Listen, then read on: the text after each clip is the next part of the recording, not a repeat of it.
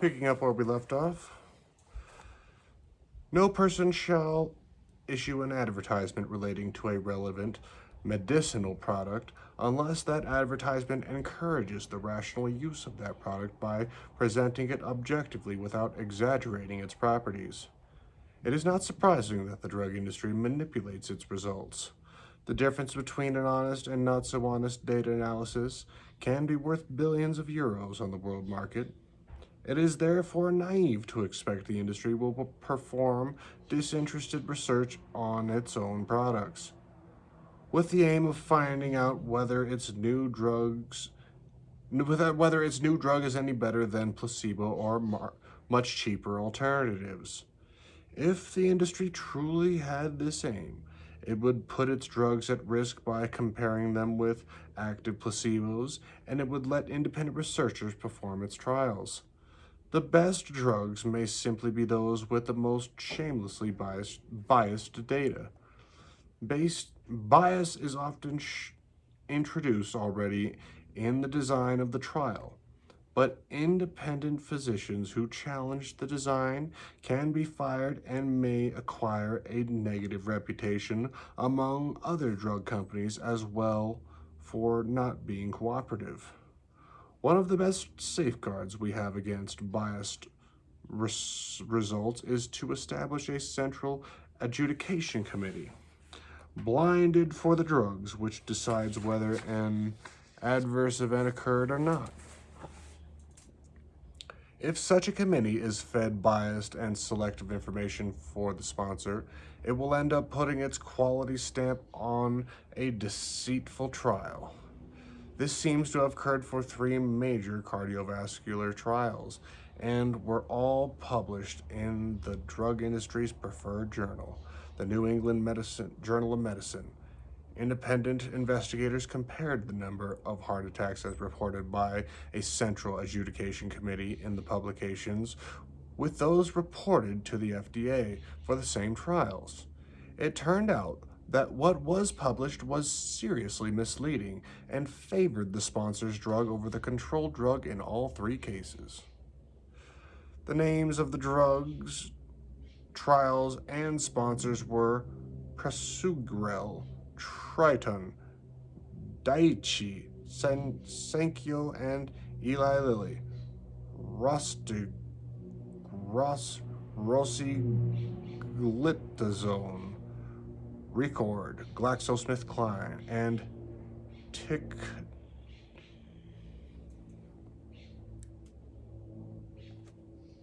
I ain't even gonna try. Plato AstraZeneca. Compared to the FDA records for the individual study sites, then the committee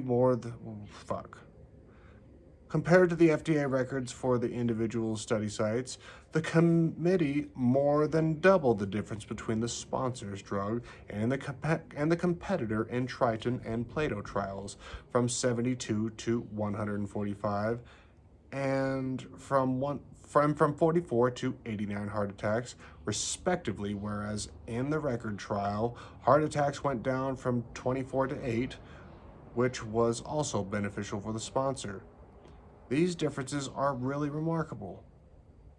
The probability that the larger difference in the Plato trial had occurred by chance is so low that it will happen in only 1 in 5 trillion trials, or about once in 20 billion years, which is longer than the universe has existed. In the Triton trial, the definition of heart attack was changed to a very liberal one toward the end of the trial, raising the heart attack rate to an unprecedented 10% on the control drug, which is also highly suspicious. Finally, the FDA scientists showed that the adjudication of the events in the record trial was also seriously flawed. In the not-so-distant past, the situation was better. Academic independent clinical investigators were key players in design, patient recruitment, and data interpretation in clinical trials. 25 years ago, I led the Nordic Coordination Office for AIDS trials, and after we had conducted a trial and sponsored After we had conducted a trial sponsored by the Nordic Medical Research Councils, we negotiated with a drug company about performing a trial with the company's product sponsored by the company during a meeting with company representatives and academic investigators from all over the world. I suggested a change to trial protocol, which was in the patient's interest, as it addressed the undoubtedly negative impact of the drugs on the patient's quality of life. To my big surprise, an Australian professor remarked that my proposal was not in the company's best interest. I was so baffled to discover that an academic investigator who was going to enroll patients behaved like this that I still recall his name, David Cooper, in Coffee Break. I discussed the event with some of my colleagues who were equally appalled as I was that Cooper seemed to put profits before patients, and one guessed on the amount of money he received by consulting for the company. In the end, we decided to perform another large AIDS trial in the Nordic countries alone, funded by Bristol Myers Squibb, that respected that our academic freedom was not for sale. We did everything ourselves. We wrote the protocol, monitored the trial, analyzed it, and wrote the report for publication, after which I visited the company's headquarters in Connecticut and told them about our results. The company never interfered with anything we did. It was a rare example of what I consider the ideal way of collaborating with a drug company.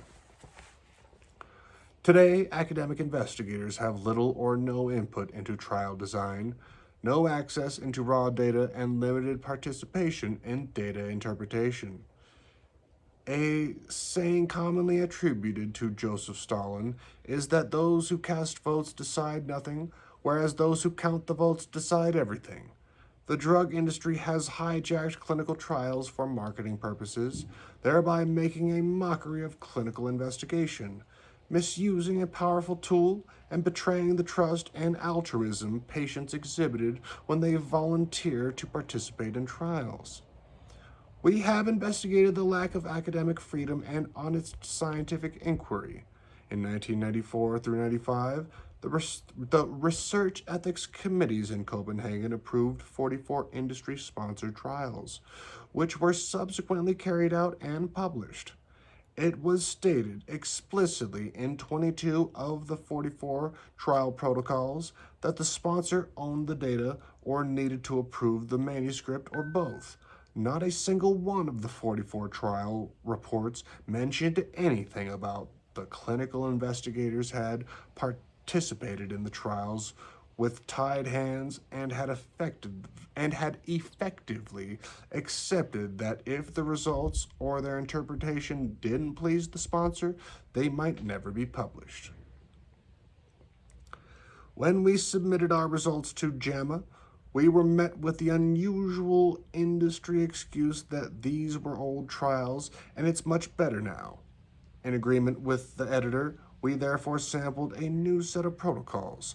From 2004, for studies that were ongoing, the industry's practice had not improved. It had become worse.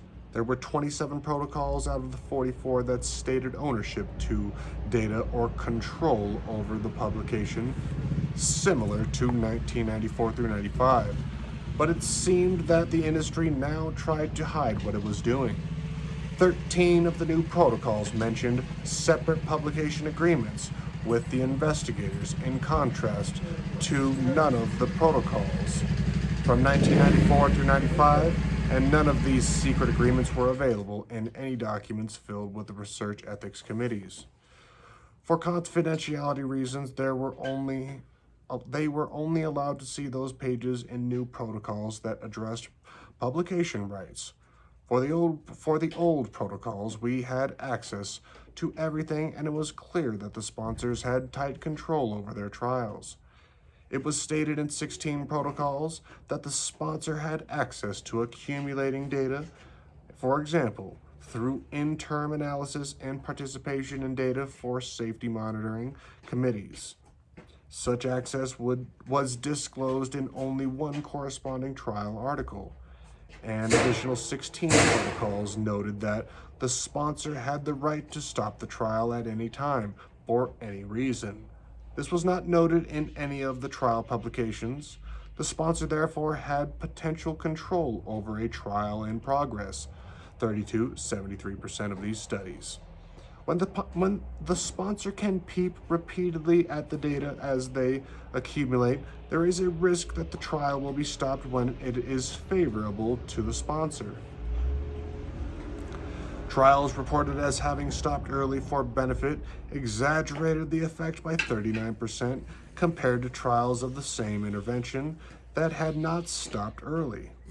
None of the protocols or trial publications stated that the investigators had access to all of the data generated from the trial or had final responsibility for the decision to submit for publication without requiring approval from the sponsor. These findings are deeply worrying. Among the protocols we examined, a sponsor had the potential to prevent publication in half the trials and had recourse to practical or legal obstacles in most of the others. Surveys of U.S. medical schools have shown that they frequently engage in industry-sponsored research that fails to adhere to editorial guidelines regarding trial design, access to data, and publication rights. A survey from 2005 was particularly shocking. It showed that 80% of the medical schools would allow a multi-center trial agreement and granted data ownership to the sponsor, and 50% would allow the sponsor to write up the results for publication and let the investigators review the manuscript and suggest revisions. Ownership of the data was a tough issue. 25% replied that the negotiations were very difficult. Even after the contract had been signed, 82% of the medical schools had experienced difficulties in a 5-year period. And in one case, the sponsor refused to send the final payment because they didn't like the results. The research could not study the trial agreements directly because sponsors generally require that institutions keep them confidential. It is likely that the extent of the problems was underestimated, as it is uncomfortable to admit in an audio-taped telephone interview that your institution accepts highly dubious practices. Nonetheless, 69% of the administrators said that the competition for research funds created pressures on them to compromise the conditions in the contract. This study shows that academic drug research in the United States has been almost totally corrupted by the industry. The companies shop between various academic centers and choose those who are least willing to raise uncomfortable questions. The Association of American Medical Colleges held talks with drug company officials to explore the development of standardized contract terms, but company officials... The Association of American Medical Colleges held talks with drug company officials to explore the development of standardized contract terms, but the discussions fell apart when drug company executives balked. Here is an example of the consequences of the corruption. In 2003, the FDA was reviewing unpublished data from studies in its possession on the use of selective serotonin reuptake inhibitors, SSRIs, in children and adolescents to see if the drugs increased the suicide risk. The academics at the medical schools who had published positive results of these drugs were worried and issued a report in January 2004 defending the effectiveness of the drugs and disputing evidence that their use increased suicidal behavior. Subsequently, however, the FDA determined that such a risk existed. The academic researchers had contacted the companies to get access to the data they had themselves generated, but some drug companies refused to turn over the data. This decision could not be disputed because the medical schools, in agreeing to run the trials, had signed agreements with the drug makers and kept the data confidential. According to the voluntary principles of the Pharmaceutical Research and Manufacturers of America, sponsors own study database and have discretion to determine who will have access to the database. Sponsors will make a summary of the data results available to the investigators.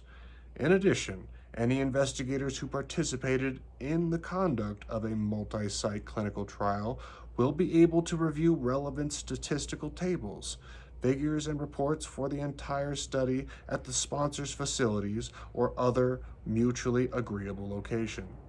Don't you find it scary that the only people in the world who have seen the entire dataset in industry trials are company employees? I do. If, despite all the precautions, disaster strikes, and the results show that the competitor's drug is best, the easiest way out is to bury the trial. An industry insider once told me that, in such a predicament, the investigators were informed that, most unfortunately, the company had screwed up the randomization so it wasn't possible to say which patients had received which of the two cancer drugs being compared. That ended any discussion about the publication before it even started. The situation has deteriorated substantially. In 1980, 32% of biomedical research in the United States was financed by the industry. In 2000, it was 62%. Currently, the most trials are industry sponsored in both EU and in the United States. However, the proportion of the industry's projects that go to academic medical centers has decreased dramatically from 63% in 1994 to 26% in 2004. It is now mainly private companies, so-called contract research organizations, CROs, that run trials, and some of them also work with marketing and advertising. Yet another sign the industry trials are marketing ploys. In order to compete with the CROs, academic medical centers have set up clinical trials offices and openly court the industry, offering the services of their clinical facilities and easy access to patients. Thus, instead of fighting the corruption of academic integrity, the academics participate in a race to the ethical bottom, making it less and less likely that any outsiders will ever get to see the data. Doctors have accepted that they are no longer partners in the clinical research enterprise, but merely provide patients for the trials. In return for publications and various benefits, above all financial support that can be used for other research at the clinic or as a supply to the doctor's private economy. Specialists may receive as much as $42,000 for enrollment of one patient in a trial, which the U.S. Department of Health and Human Services described in a report with the telling title, Recruiting Human Subjects, Pressures in the Industry-Sponsored Clinical Research. With such copious amounts of money at stake, it is difficult to believe that patients are never coerced into participating. When I started to work in the drug industry in 1975, there was still a good deal of respect for doctors among industry employees, and there were limits as to what one could get away with. There was a reasonable degree of academic freedom for industry, investigators, and it was more prestigious to work in a clinical trials department than in a marketing department. In the 1980s, this changed quickly. Marketing people became louder and more aggressive, both internally and toward doctors. The clinical trials became integrated in marketing. Modern business managers or salespersons with little or no sense for science and medicine, sometimes with a background of selling refrigerators or cars, or a lower rank in the military, replaced research heads and took over control not only of clinical research, but also basic research, with disastrous consequences for innovation.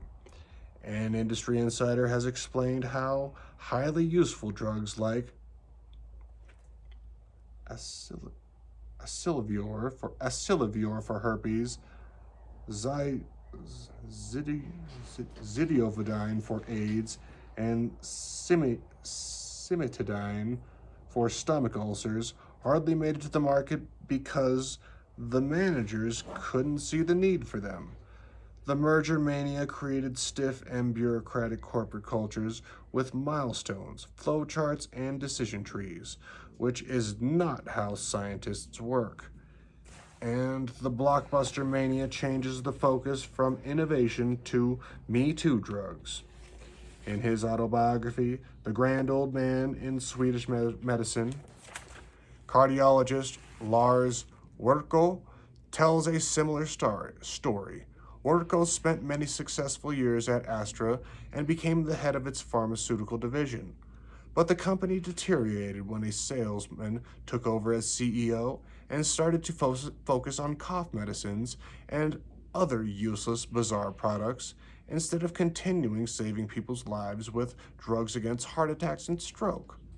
Werkö was thrown out of the board of directors after he had pointed out on several occasions that the proposals about research put forward by the CEO, who knew virtually nothing about medical research, were based on erroneous assumptions.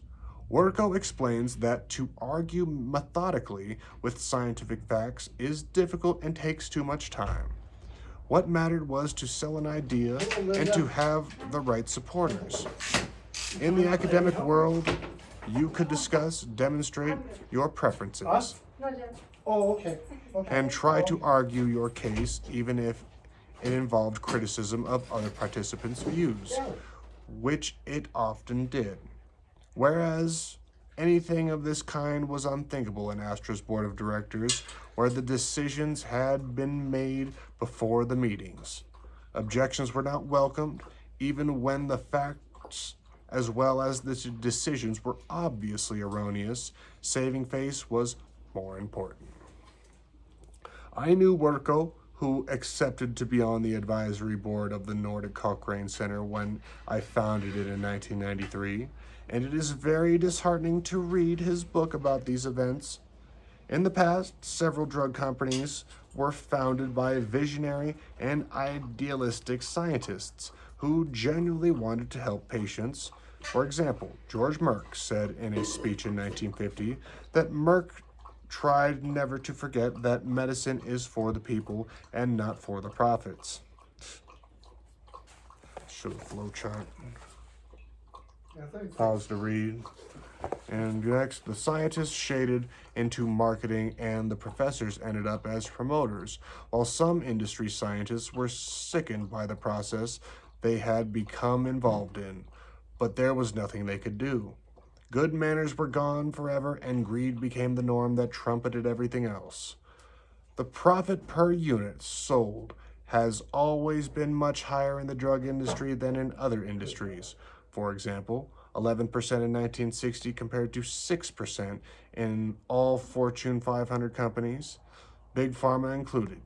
But in the 1980s, when the markets took over, the drug industry's profits skyrocketed and was 19% in 2011.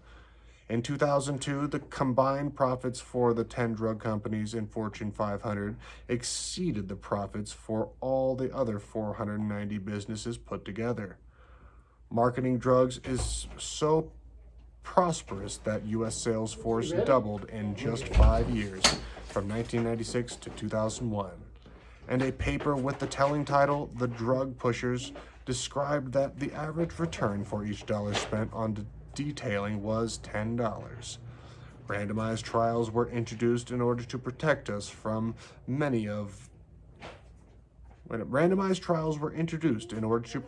from the many useless treatments on the market. But oddly enough, they have given the ultimate power of knowledge production to Big Pharma. that now use them for getting approval for treatments or little or no value and which are often too harmful. Like it was kind of fresh. Marcia Engel, former editor of the New England Journal of Medicine, said in 2010 that it is simply no longer possible to believe much of My wife's closet? Yes. Okay. it is no longer possible to believe much of the clinical research that is published or to rely on the judgment of trusted physicians or authoritative medical guidelines. I take no pleasure in this conclusion, which I reached slowly and reluctantly over my 2 decades as an editor. Kurt Ferber, a seasoned clinical trialist, lamented the lack of academic freedom in partnership with industry in this way. I know. Did it look like there was little pieces of bone in it? Companies can play hardball, Okay. and many investigators Okay, can't play thank you. hardball back. You can send the paper to the company for the comments, and that's the danger. Can you handle the changes the company wants? Will you give in a little more than capitulate? It's tricky for those who need money for more studies. The most eloquent description I have found of a system that has broken its social contract with society and with patients who volunteer for trials to advance science and not to increase commercial profits for a particular company was given by Deputy Editor Drummond Rainey at JAMA. What is a trial? The approved process starts with evidence gleaned from clinical trials. It might be instructive to compare with the sort of trials with which clinical researchers are familiar with those that go on in the courts. It seems to me fundamental that the legal trial carries credibility and retains force and respect with the public because the various parties, judge, jury, opposing counsel, witnesses, and police, are independent from one another. A clinical trial can be different. In that process, it is very much in the interest of the drug sponsors or manufacturer to make everyone in the process its dependent, fostering as many conflicts of interest as possible. Before the approval process, the sponsor sets up the clinical trial, the drug selected, and the dose and route of administration of the comparison drug or placebo. Since the trial is designed to have one outcome, it is surprising that the comparison drug may be hobbled. Given in the wrong dose, by the wrong method, the sponsor pays those who collect the evidence, doctors and nurses. So it is surprising that in a dozen ways they influence results. All the results flow in to the sponsor, who analyze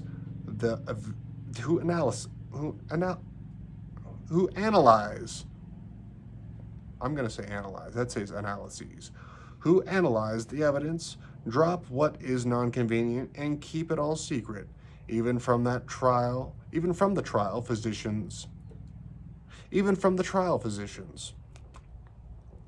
The manufacturer deals out to the FDA bits of evidence and pays the FDA, the judge, to keep it secret. Panels, the jury, usually paid consultant fees by the sponsors, decide on FDA approval, often lobbied for by paid grassroots patients, organizations who pack the court. That trick is also called astroturfing. If the trial under these conditions shows the drug works, the sponsor pays subcontractors to write up the research and impart whatever spin they may. The pay distinguished academics to add their names as authors to give the enterprise credibility and often publish in journals dependent on the sponsors for their existence. If the drug seems no good or harmful, the trial is buried and everyone reminded of their confidentiality agreements. Unless the trial is set up in this way, the sponsor will refuse to back the trial, but even if it is set up as they wish, those same sponsors may suddenly walk away from it, leaving patients and their physicians high and dry. In short, we have a system where defendant developers of evidence police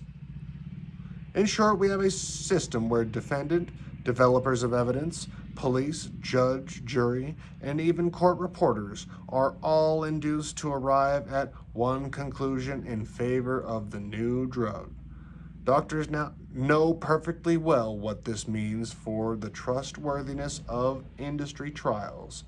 When physicians were presented with abstracts of hypothetical trials, they downgraded the perceived rigor of the trial when it was industry funded and were only half as willing to prescribe drugs studied in such trials as they were if they had been studied in the National Institutes of Health, NIH funded trials. The study was published in the New England Journal of Medicine, whose editor, Jeffrey Drazen, downgraded it in an editorial. He questioned whether the lack of trust was justified and argued that this reasoning had been reinforced by substantial press coverage of a few examples of industry misuse of publications involving misrepresentation of the design or findings of clinical trials. He furthermore noted that investigators in NIH-sponsored studies also have substantial incentives, including academic promotion and recognition, to try to ensure that their studies change practice. Drazen's way of arguing is very similar to the way the industry and its apologists argue, and it is not tenable. The press is not to blame. We are not seeing a few examples, but a research literature that has been systematically distorted by industry. And academic motives are not similarly strong, distorting fact. The press is not to blame. We are not seeing a few examples, but a research literature that has been systematically distorted by industry, and academic motives are not similarly strong distorting factors as is economic motives. What Drazen's arguments really demonstrate is the pervasive conflict of interest at high-impact medical journals, which I shall discuss in the next chapter. Here is an example. A systematic review found that subgroup analyses in trials were more common in high-impact journals. And in those trials without statistically significant results for the primary outcome, industry-funded trials were twice as likely to report subgroup analyses for non-industry funded trials, and twice as likely not to have pre-specified the subgroup hypotheses. This is really bad. It's bad science to embark on subgroup analyses when the main analysis didn't find a statistically significant result.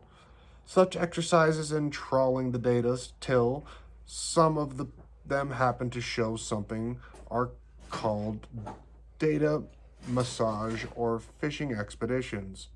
If you fish long enough, you may catch something, even an old boot. Drazen had a point.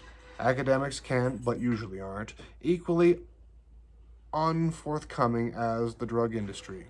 Despite the Freedom of Information Act and NIH statements that data sharing is essential to improve human health, no one seems to have gotten access to data from NIH-funded trials when a study showed that children with attention deficit hyperactivity disorder, ADHD, had similar brains than other children, and critics suspected it might be a drug effect. Access to the data was denied.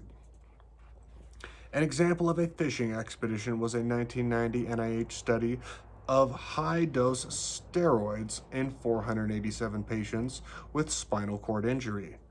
The data published in the abstract of New England Journal of Medicine were a subset of those randomized and described an effect on neurological outcomes of patients treated within 8 hours after an injury. What was really fishy as the inclusion criterion was that the patients must get treatment within 12 hours. So why create an arbitrary cutoff in addition to the 12 hours? It turned out that there were no significant effects if all patients were analyzed. Researchers who were critical of this were denied access to the data, and co-investigator told a journalist that he broke with the primary author as he was always trying to find something that I couldn't find. 14 years later, a gigantic trial of steroids given to 10,000 people with serious brain injuries, the CRASH trial, was published in The Lancet, and it showed that steroids are very harmful. For 31 patients treated with steroids rather than placebo, there was one additional death. Thousands of patients with spinal cord or brain injuries have died because they were given steroids, and the fishing expedition in the New England Journal of Medicine is to blame for many of these deaths. Scientific dishonesty can kill people, and it often does. The social contract with patients who volunteer for trials has been broken. It's a fact that advertising and PR firms are now running clinical trials in Europe and North America, and this is perhaps the clearest sign that the companies do not separate marketing from research. Many patient consent forms for industry trials should therefore state something like this: I agree to participate in this trial, which I understand has no scientific value but will be helpful for the company in marketing their drug. I also understand that if the results do not please the company, they may be manipulated and distorted until they do, and that if this also fails, the results may be buried for no one to see outside the company. Finally, I understand and accept that should there be too many serious harms of the drug, there will either not be published or they will be called something else in order not to raise concerns in patients or lower sales of the company's drug. And that's it for the chapter.